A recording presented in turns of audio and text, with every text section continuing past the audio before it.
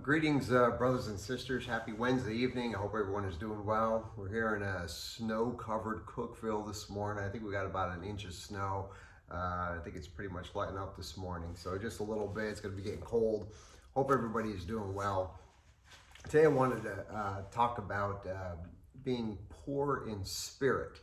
We know that in Matthew chapter 5, in the Sermon on the Mount, Jesus points out, he said, Blessed are the poor in spirit, for theirs is the kingdom of heaven. And a lot of people misunderstand that. Even pulling up a quick Google search, when he talks about poor in spirit, it talks more about someone who's downtrodden, lacking hope, poor self-image, those kind of things. And that's really not the case. It's just more of a redirected confidence. There's by the Spirit of God, those that are poor in spirit have an understanding of who they are, and they don't rely on their own abilities, actions, goodness. There's an understanding that mankind, we really don't have hope, but there is a hope in Christ and His transforming work in our lives. An understanding of how great and glorious He is, and in relation to Him, we aren't much. So there's a great confidence in Him, a great strength in Him, but not in ourselves.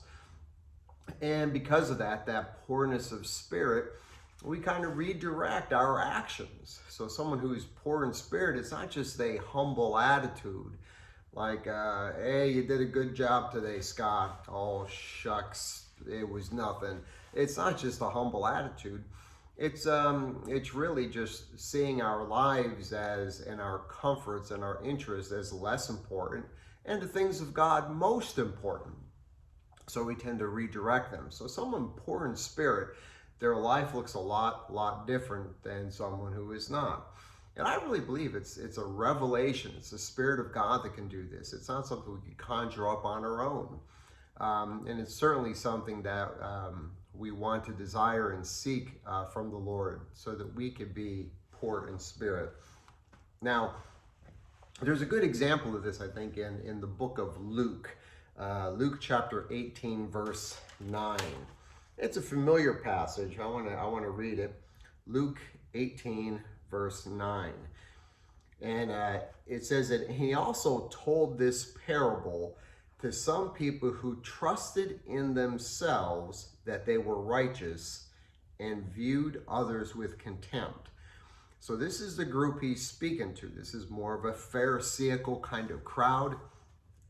They think that they have a self-confidence in their ability and their actions. And because of that, they look down. They look at others with contempt.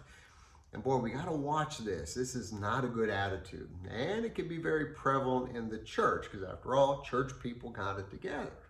Got good jobs, their house looks good, they dress their kids up, bring them to church, and everything, they can have all the right stuff in place.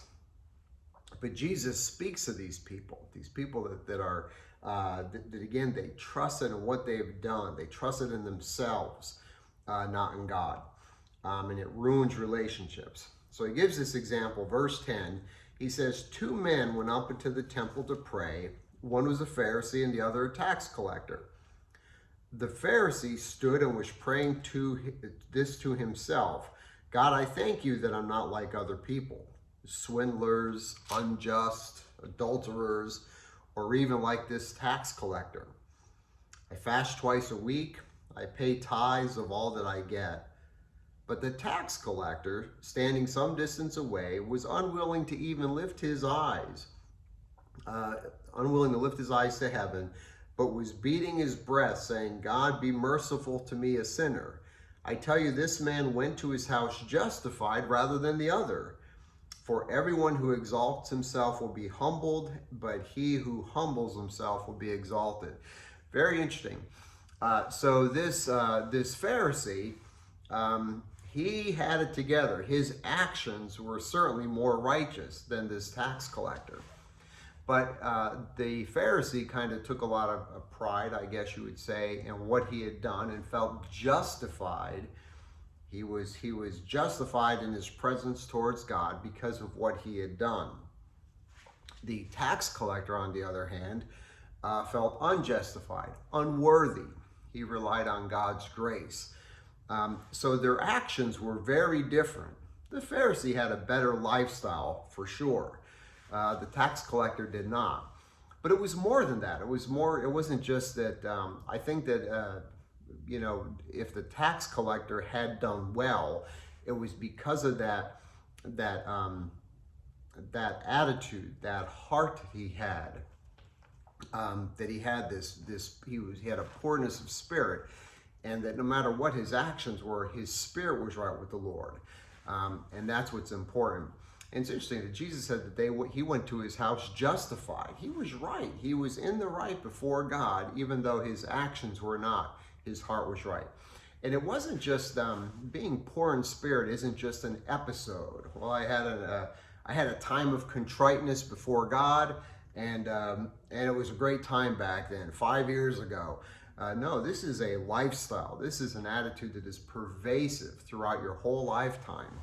So big difference, and it really does change things. It changes things, our attitudes towards God, our prayers towards God, and also how we interact with others and how we see other people. We don't look at when someone else, maybe they're not doing quite as well as we are. Maybe they're suffering in some ways. Maybe they're just screwing up. They just don't have it together, making all the bad choices.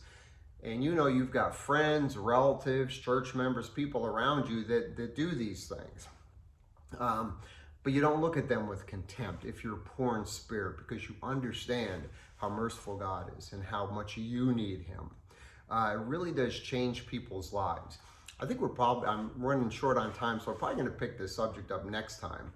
But God bless you guys. I appreciate your time, and I hope you do well.